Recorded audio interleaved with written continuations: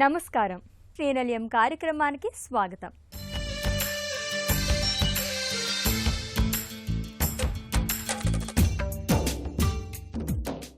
తెలంగాణలో outer ring road చుట్టూ కేంద్ర రాష్ట్ర ప్రభుత్వాలు ప్రతిష్టాత్మకంగా నిర్మిస్తున్న హైదరాబాద్ రీజనల్ రింగ్ రోడ్డుకు అడుగులు పడుతున్నాయి.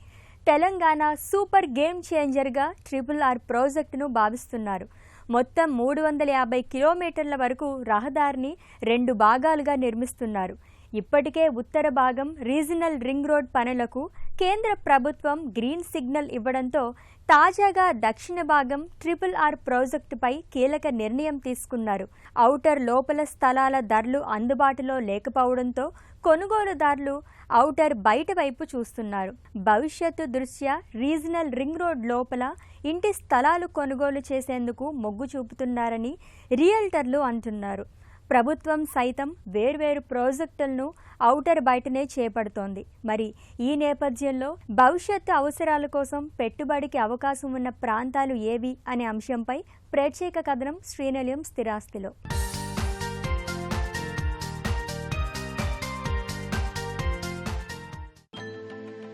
తెలంగాణలో ఔటర్ రింగ్ రోడ్డు చుట్టూ కేంద్ర రాష్ట్ర ప్రభుత్వాలు ప్రతిష్టాత్మకంగా నిర్మిస్తున్న హైదరాబాద్ రీజనల్ రింగ్ రోడ్డుకు అడుగులు పడుతున్నాయి. తెలంగాణ సూపర్ గేమ్ చేంజర్గా RRR ప్రాజెక్టును భావిస్తున్నారు. మొత్తం 350 కిలోమీటర్ల వరకు రహదారిని 2 భాగాలుగా నిర్మిస్తున్నారు. ఇప్పటికే ఉత్తర భాగం రీజనల్ రింగ్ రోడ్డు పనులకు కేంద్ర ప్రభుత్వం గ్రీన్ సిగ్నల్ ఇవ్వడంతో పాటు టెండర్లు కూడా ఆహ్వానించారు. తాజాగా దక్షిణ భాగం RRR ప్రాజెక్టుపై కీలక అప్డేట్ వచ్చింది. తెలంగాణ మంత్రివర్గం ఆమోదించిన దక్షిణ భాగం అలైన్మెంట్ ఉమ్మడి నల్గొండ జిల్లాలోని చౌటుప్పల్ వద్ద ప్రారంభమై వివిధ ప్రాంతాల గుండా ప్రయాణించి సంగారెడ్డి జిల్లాలో ముగుస్తుంది. ఈ మార్గం అనేక మండలాలను, గ్రామాలను కలుపుతూ వెళుతుంది. ఇది భవిష్యత్తులో తెలంగాణలోని పలు జిల్లాలు, హైదరాబాద్ పరిసర ప్రాంతాల అభివృద్ధికి దోహదపడుతుంది. మరీ ముఖ్యంగా ఔటర్ రింగ్ రోడ్డు వెలుపల ప్రాంతాల అభివృద్ధికి దోహదపడుతుంది. మరీ ముఖ్యంగా ఔటర్ రింగ్ రోడ్డు వెలుపల ప్రాంతాలపై రీజనల్ రింగ్ రోడ్డు తీవ్ర ప్రభావం చూపనుంది. RRR ఉత్తర భాగం అలైన్మెంట్కు ఇప్పటికే కేంద్ర రాష్ట్ర ప్రభుత్వాల ఆమోదం లభించింది. ఇప్పుడు దక్షిణ భాగానికి కూడా గ్రీన్ సిగ్నల్ రావడంతో RRR ప్రాజెక్టు మరింత వేగవంతం కానుంది.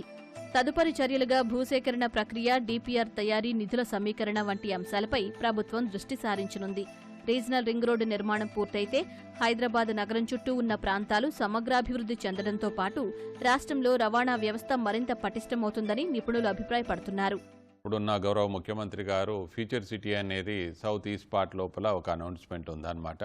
So that is going to be really good initiative అని చెప్పవచ్చు. ఎందుకంటే ఇట్స్ లాంగ్ టర్మ్ లోపల ఇప్పుడు ఎలా అంటే హైదరాబాద్ అనేది ఒక పాకెట్ ఎదిగింది, సికింద్రాబాద్ అనేది ఎదిగింది. దాంతోపాటుగా చెప్పాలనంటే మనకి సైబరాబాద్ కూడా కొత్తగా జరిగిందనమాట. ఓవరాల్గా ఒక 20 ఇయర్స్ పట్టిందని చెప్పవచ్చు. ఇప్పుడు ఫ్యూచర్ సిటీ అనేది కూడా లాంగ్ టర్మ్.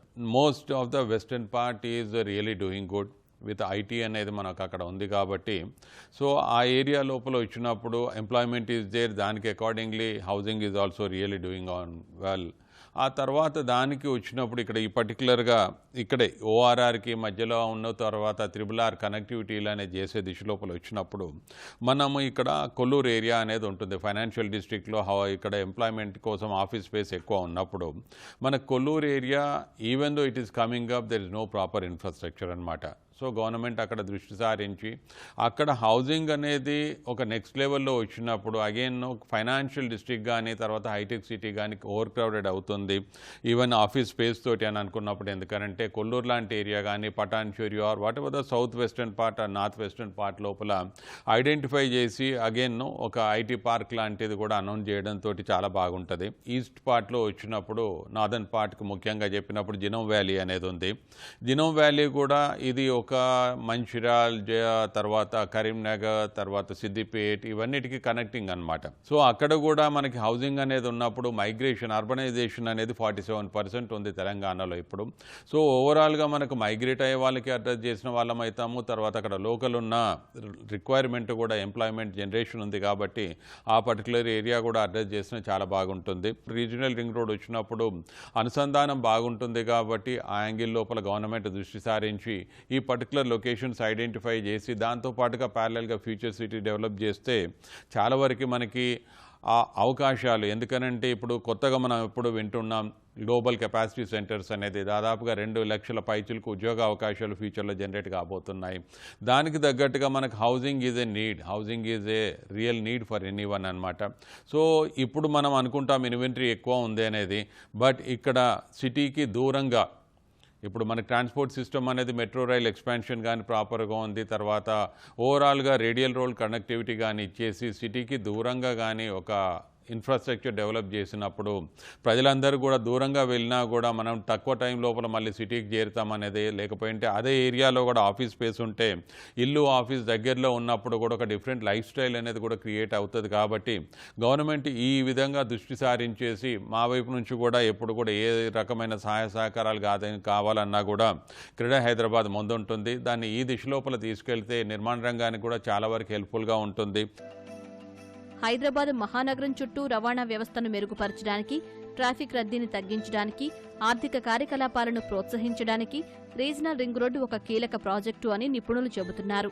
ఈ ప్రాజెక్టు నగరానికి దూరంగా ఉన్న ప్రాంతాలను కలుపుతూ వివిధ జాతీయ రహదారులను అనుసంధానిస్తుంది. రీజనల్ రింగ్ రోడ్డు నిర్మాణం పూర్తయితే హైదరాబాద్ నుంచి వెళ్లకుండా వివిధ ప్రాంతాల మధ్య ప్రయాణించడం సాధ్యమవుతుంది. ఇది ప్రయాణ సమయాన్ని గణనీయంగా తగ్గిస్తుంది. నగరంలోకి వచ్చే భారీ వాహనాల సంఖ్య తగ్గుతుంది. తద్వారా నగరం లోపల ట్రాఫిక్ రద్దీ తగ్గుతుంది.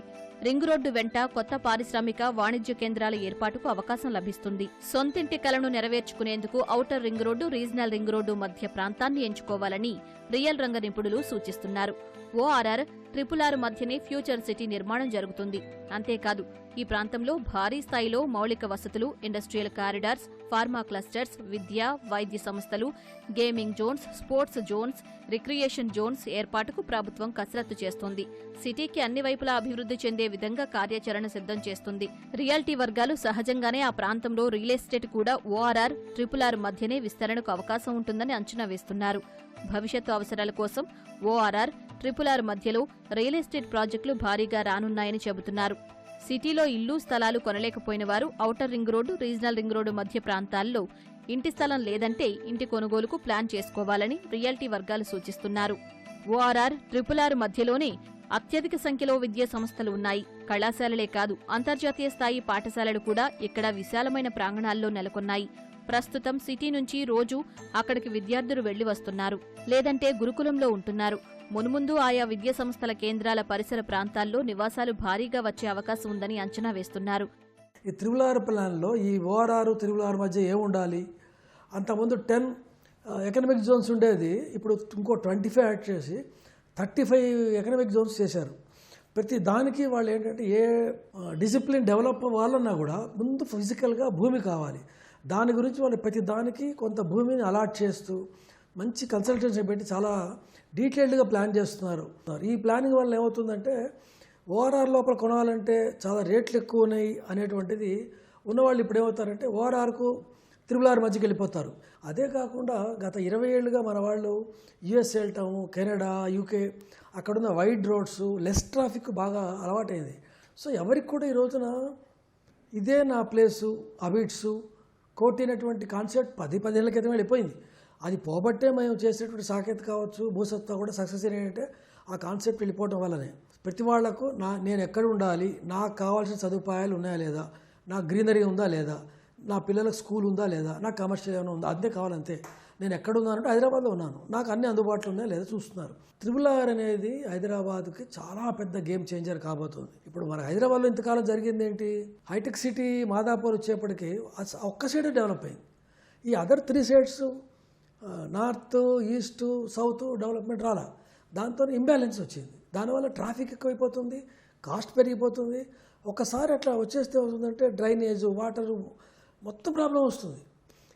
ఈ గవర్నమెంట్ ఫోకస్డ్గా చేయడం వల్ల అన్ని చోట్ల ఇండస్ట్రీస్ వస్తాయి. మార్కెట్ స్లోగా ఉన్నప్పుడు కొంటేనే అడ్వాంటేజ్ వస్తుంది. మార్కెట్ పెరుగుతున్నప్పుడు అందుకోవటం, క్యాచ్ చేయడం చాలా కష్టం. కాబట్టి నా సిన్సియర్ అడ్వైస్ ఏంటంటే బయ్యర్స్ ఉంటే ఇప్పుడే కొనుక్కోండి, ఇప్పుడే ఆలోచన చేయండి. సొంతింటి కలను నెరవేర్చుకునేందుకు outer ring road, regional ring road మధ్య ప్రాంతాన్ని ఎంచుకోవాలని రియల్ రంగ నిపుణులు చెప్తున్నారు. ORR, RRR మధ్యనే భారత్ ఫ్యూచర్ సిటీ నిర్మాణం జరుగుతుంది. అంతేకాదు భారీ స్థాయిలో మౌలిక వసతులు, ఇండస్ట్రియల్ కారిడార్స్, రీక్రియేషనల్ జోన్ ఏర్పాటుకు ప్రభుత్వం ప్రణాళిక చేస్తోంది.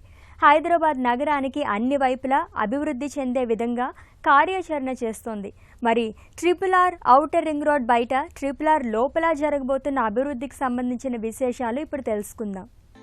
శంషాబాద్ అంతర్జాతీయ విమానాశ్రయం, రంగారెడ్డి, మేడ్చల్ జిల్లా కలెక్టర్లు సైతం ORR బయటే ఉన్నాయి.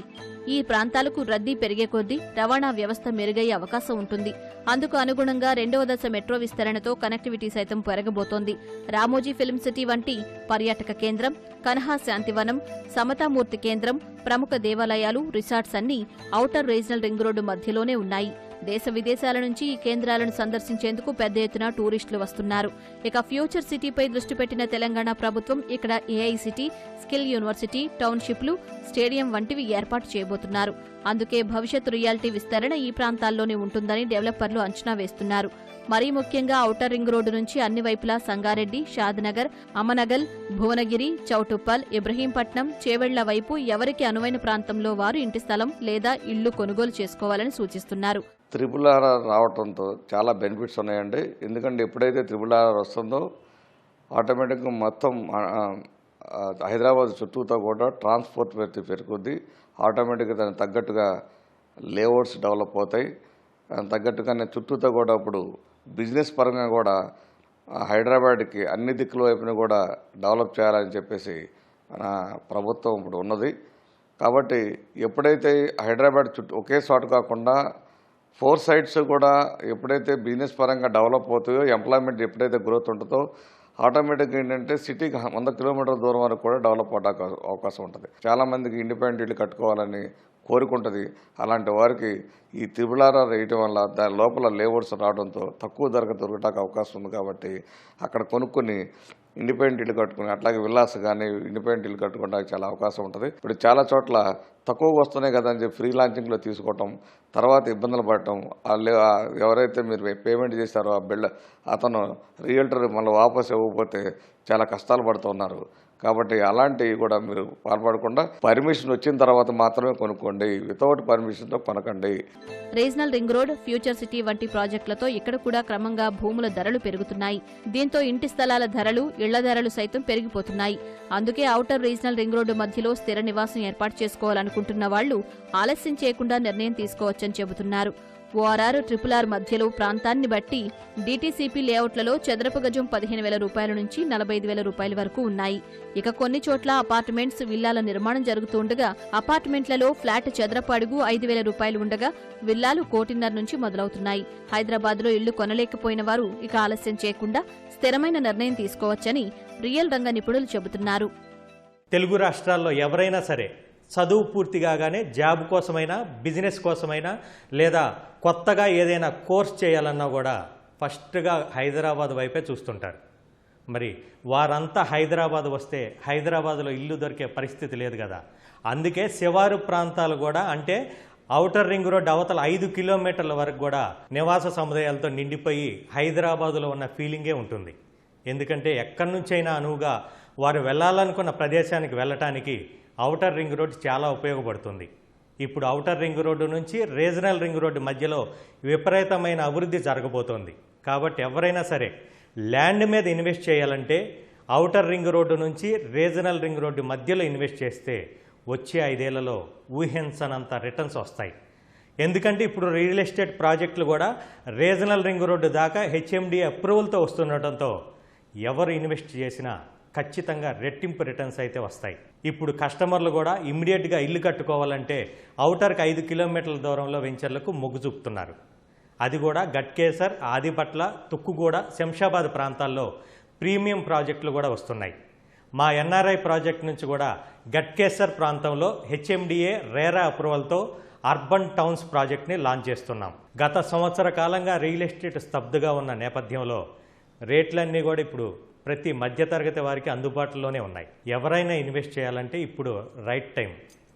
ఎందుకంటే 1 సంవత్సరం 2 సంవత్సరాల తర్వాత ఇప్పుడు కొందామనుకున్న వాళ్ళు కూడా అప్పుడు కొనుంటే బాగుండేది అనే ఆలోచనలోకి రావటం అయితే ఖచ్చితంగా జరుగుతుంది. ప్రస్తుతం ఇళ్ల నిర్మాణ ఆకృతుల్లో ఆధునికతకు పెద్దపీట వేస్తున్నారు. నేటి పోకడలకు తగ్గట్టుగా ఇంటీరియర్ నుంచి ఎలివేషన్ వరకు ప్రాధాన్యమిస్తున్నారు. అందుబాటులోకి వచ్చిన సాంకేతికత సహకారంతో ప్రస్తుతం వైవిధ్యమైన డిజైన్లలో ఇంటిని రూపకల్పన చేసుకుంటున్నారు.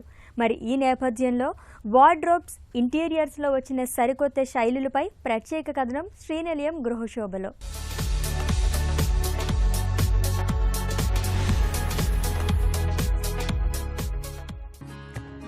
ఇంటీరియర్స్ అనంతరం ఇల్లు ఇరుకైందన్న భావన కొందరు వ్యక్తం చేస్తున్నారు. ముఖ్యంగా తక్కువ విస్తీర్ణంలో ఉండే ఇళ్లలో ఈ సమస్య వస్తుంది. కొత్తగా ఫ్లాట్ కొని ఇంటీరియర్ పనులు చేయించుకునే వారికి డిజైనర్స్ ఏం సూచిస్తున్నారంటే, తక్కువ విస్తీర్ణం కలిగిన నివాసాల్లో పడక గది విశాలంగా ఉంటుందని ఊహించలేం. ఉన్న కొద్దిపాటి స్థలాన్ని మంచమే ఆక్రమిస్తుంది. కాబట్టి దీని కిందనే క్యాబినెట్లు, ప్రత్తికారలు ఏర్పాటు చేసుకుంటే పుస్తకాలు, ఆల్బమ్స్, టాయ్స్ వంటి వాటిని దాచుకోవచ్చు. బెడ్ను చేయించేటప్పుడే ఈ జాగ్రత్తలు తీసుకుంటూ సులువుగా తీసేలా చూసుకోవాలి. దీంతో వస్తువులు బయటకు కనిపించకుండా గది విశాలంగా అనిపిస్తుంది. హాల్లో ఇది వరకు ఎక్కువగా దివాన్ సెట్స్ కనిపిస్తుండేవి. స్థలాభావంతో వీటి స్థానంలో బహుళ ఉపయోగకరంగా ఉండే ఫర్నిచర్ వచ్చింది. సోఫా, దివాన్ రెండింటి అవసరాలు తీరుస్తున్నాయి. ఇక్కడ వేసే బెడ్ కింది భాగంలో అల్మారాల ఏర్పాటుతో బెడ్షీట్లు, ఇతరత్రా వస్తువుల్ని వేర్వేరు అరల్లో దాచుకోవచ్చు. లివింగ్ రూమ్ లో గోడకు వేలాడదీసిన టీవీ సెట్ కేంద్రంగా క్యాబినెట్ చేయిస్తే అలంకరణ వస్తువులు ఇక్కడ సర్దుబాటు చేసుకోవచ్చు. ప్రతి గదిలో అవసరం మేరకు మాత్రమే అల్మారాలు చేయించుకోవాలి. ఇంటీరియర్స్ చేయిస్తున్నాం కదా అని ఇంట్లో ఖాళీ లేకుండా గోడల్ని మొత్తం అల్మారాలతో కప్పేస్తుంటారు. దీంతో ఇల్లు ఇరుగ్గా కనిపిస్తుంది. అల్మారాలు ఏవైనా వినియోగిస్తుంటారా అంటే అదీ లేదు. అన్నీ ఖాళీగా దుమ్ము పట్టుంటాయి. రెడీమేడ్ అయితే అవసరం మేరకే వాడుకునేలా ఉంటాయి. గది మూలల్లో గోడ వెంట అల్మారాలు అడ్డంగా గది మొత్తం ఆక్రమించేలా కాకుండా నిలువుగా ఉండే వాటిని చేయించుకోవాలి. దీంతో ఎక్కువ వస్తువుల్ని వాటిలో సర్దేయొచ్చు. మూలకు ఎక్కడో ఒక పక్కనే అల్మారా ఉంటుంది కాబట్టి గది విశాలంగా అనిపిస్తుంది. ప్రధాన ద్వారం వెనకాల పుస్తకాల అల్మారాను ఏర్పాటు చేసుకోవచ్చు. కింద, పైన 2 భాగాలుగా విడదీయొచ్చు. పైన పుస్తకాలు కనిపించేలా, కింద ఆల్బమ్స్, దినపత్రికలు దాచుకునేలా ఏర్పాటు చేసుకోవచ్చు. ఇంట్లో మెట్ల కింద స్థలాన్ని ఖాళీగా వదిలేకుండా పుస్తకాల అల్మారాను ఏర్పాటు చేసుకోవచ్చు. ఖాళీగా ఉన్న గోడలకు చెక్కతో చేసిన క్యూబ్స్ ను ఏర్పాటు చేసుకోవడం ద్వారా ఆ స్థలాన్ని సద్వినియోగం చేసుకోవచ్చు. లోపలి వైపు నుంచి గోడ కనిపిస్తూ ఉంటుంది కాబట్టి గది అందం చెడకుండా ఉంటుంది. వార్డ్రోబ్ అనేది మనం కరెంట్ ట్రెండ్ ప్రకారం ప్లైవుడ్ తోటి, లామినేట్ తోటి తయారు చేసుకుంటున్నాము. ప్లైవుడ్ బేస్ ఉండి దానికి వీనియర్ కానీ, లామినేట్ కానీ యూజ్ చేసి తయారు చేస్తాం. ప్లస్ డోర్స్ మీద మనకు కావాల్సిన వాటితోటి తయారు చేసుకోవచ్చు. కొన్ని డోర్స్ ఫ్యాక్టరీ మేడ్ డైరెక్ట్లీ వస్తున్నాయి ఈ మధ్యన. వాటి ఫినిషెస్ చాలా బాగుంటున్నాయి. అది కాకుండా డోర్ మీద లామినేట్ వేసుకోవచ్చు, వీనియర్ వేసుకోవచ్చు, గ్లాస్ డోర్స్ పెట్టుకోవచ్చు, స్లైడింగ్ డోర్స్, ఓపెనబుల్ డోర్స్, అలా మనకి ఉన్న అవైలబుల్ స్పేస్ని ప్రకారం వాటిని మౌల్డ్ చేసుకోవచ్చు. అదే కాకుండా కొత్తగా ఈ మధ్యన వాల్పేపర్స్ కూడా పెడుతున్నాం వార్డ్రోబ్స్ మీద. వార్డ్రోబ్స్లో బయటికి చూడడానికి ఇట్లా సింపుల్ బ్యూటిఫుల్ కాంబినేషన్స్, సటిల్గా ఉండే కాంబినేషన్స్ తీసుకుంటే అవి రూమ్లో ఎక్కువ స్పేస్ ఆక్యుపై చేస్తున్నట్టుగా కనిపించకుండా చాలా సటిల్గా అందంగా ఉంటాయి, లైట్గా. ఇక్కడ వాడినది this is a very nice subtle plain colour. ఈ కిందవి కొత్తగా వస్తున్న ఫ్లూటెడ్ లామినేట్స్ అంటాం. ఆ ఫ్లూటెడ్ లామినేట్స్ వాడడం జరిగింది. వార్డ్రోబ్ ఓపెన్ చేస్తే ఇప్పుడు we have lighting with sensor.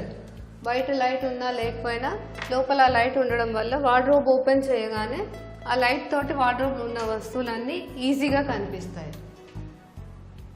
Wardrobe పైన కూడా we give a lot of storage so that loft space, మనకి కావాల్సిన ఇంట్లో ఎక్కువ అరుదుగా ఉపయోగించే వస్తువులు కానీ ఏమైనా కానీ ఆ స్టోరేజ్ స్పేస్లోకి మనం పెట్టేసి దెన్ ఎవ్రీథింగ్ అన్నీ మూసి ఉంటాయి కాబట్టి అంతా చాలా నీట్గా ప్రాపర్గా ఉంటుంది. వార్డ్రోబ్స్ సింపుల్, బ్యూటిఫుల్, ఎలిగెంట్ షేడ్స్లో ఉంటే చాలా అందంగా ఉంటుంది, సటిల్గా, సోబర్గా ఉండి. వార్డ్రోబ్స్ అందాన్ని ఎన్హాన్స్ చేయడానికి ప్లస్ మనం తలుపులు తీయడానికి రకరకాల హ్యాండిల్స్ యూజ్ చేస్తాము. మార్కెట్లో మనకి చాలా వెరైటీస్ ఆఫ్ హ్యాండిల్స్ అవైలబుల్ ఉన్నాయి. అవి కాకుండా ఇక్కడ ఇంటిగ్రేటెడ్ హ్యాండిల్స్ తయారు చేసాము. వేరేగా హ్యాండిల్ తయారు చేసే అవసరం లేకుండా ఈ డోర్లోనే హ్యాండిల్ని ఇంటిగ్రేట్ చేసాము. ఇది చూడడానికి చాలా అందంగాను చాలా కన్వీనియంట్గా కూడా ఉంటుంది. కొన్ని చోట్ల వుడెన్ హ్యాండిల్స్ యూజ్ చేస్తాము, కొన్ని చోట్ల స్టీల్ హ్యాండిల్ అంటే ఏంటంటే దీని వుడెన్ హ్యాండిల్స్, ఇవి స్పెషలీ తయారు చేయించి వీటి కోసం పెట్టిన హ్యాండిల్స్. ఇళ్ల స్థలాలు, అపార్ట్మెంటు కొనే ముందు వాస్తును పరిశీలిస్తుంటారు. మరి ప్రేక్షకులు అడిగిన ప్రశ్నలకు సమాధానాలు వాస్తు నిపుణుల మాటల్లో తెలుసుకుందాం.